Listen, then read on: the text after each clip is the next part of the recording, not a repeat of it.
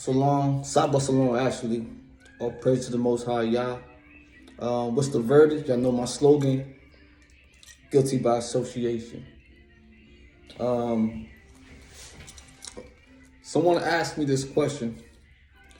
What is the difference between what's going on now in the streets and what was going on back then in the streets, right? I flat out said, well, for one, back in the early 80s and 90s, in the early 2000s, it wasn't that many cameras. I say that. There wasn't that many cameras loaded. There wasn't, the areas, especially crime activity, wasn't loaded with cameras. Two, snitches definitely got stitches or put in 6 feet dishes. You feel me? Like, let's just put that out there too. Snitches was getting dealt with, so they made it very, very, very difficult for snitches to just walk around untouched.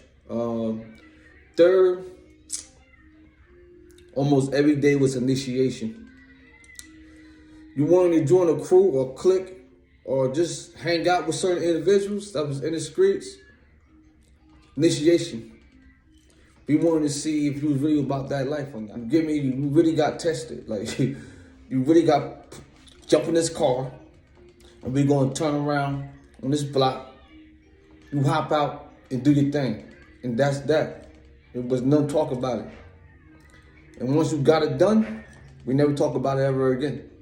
You know what I mean? And the difference between back then, everybody had to put in their own. No one couldn't leech off each other's name. Just because you hanging with this individual, that don't mean they gave you the hood pass, the G pass. It held a little weight. People approach you differently, but people still test you. So you ain't get the G pass because you was hanging with such and such that got bodies. No, you had to have a body or two yourself. That's just how it went. That was the policy. You get me? And you gotta keep in mind, mid 80s and all the way to the 90s and the early 2000s and the mid 2000s, the crack era and heroin era was very strong. They had a strong influence. You get me?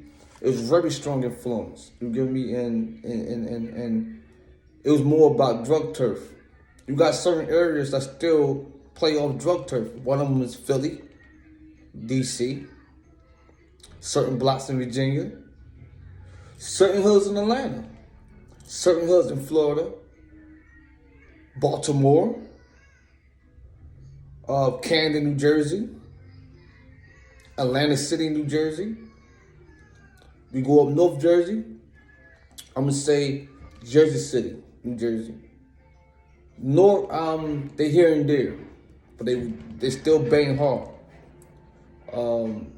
Certain upstate New York, drug turf, strictly drug turf in upstate New York. So the wars was a little different. It wasn't really about gang wars. Gang wars didn't really come to the late 90s and early 2000s. And they, just as fast as they came, as fast as they went. You know what I mean? Because that came with RICO charges, unnecessary RICO charges, people getting swept and getting caught up in the gang sweeps that wasn't active, really didn't have too much to do with what was going on with the gang. And just because you was affiliated or your name was on paperwork, you got swept underneath in the gang swept.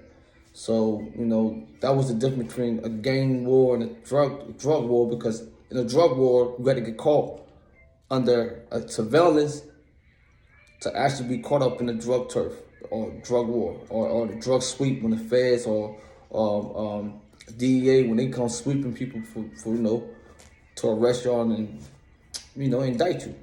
You got to really get caught with that crew, that drug crew. Another way I could say back then was kind of worse than what's going on now. You couldn't walk around with your jewelry freely. You couldn't dress like you look like money. You couldn't dress looking like money back then. You get me? Like now, you could kind of look like something more. You could dress in designer clothes. You got people up in the pipe with designer clothes. That wasn't happening. The niggas that was eating your food, the niggas that was putting you on the plate was the broke ones, the real broke ones. They wasn't walking around with fake jewelry, fake Gucci belts, fake Louis, none of that shit. But they look like they ready to eat something. They were dressed in all black. One of the most famous put in work shoes is what? Black Air Forces, black hoodies, black ski masks. You get me? Like, and these stuff that people making popular now, we was on that back then. Like, that's when you see somebody dressed in that type of criteria and that type of fashion. Oh yeah, they was on it. You know what I mean? You couldn't dress looking like money back then. You was looking like money. You had to be a top dog. And the people that were dressing like money back then, they was more at risk because it defined that you had some type of wealth or some type of resources in order to be able to afford the things that you have. You know what I mean?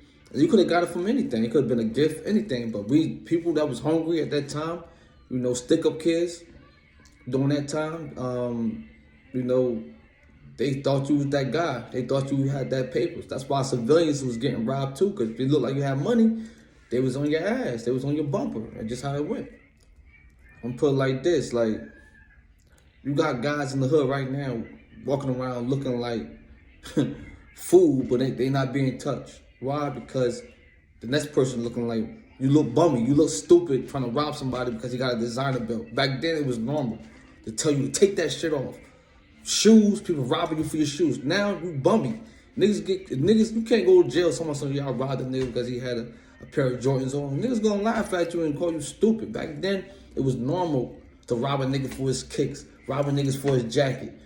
Whatever he had on, niggas took it.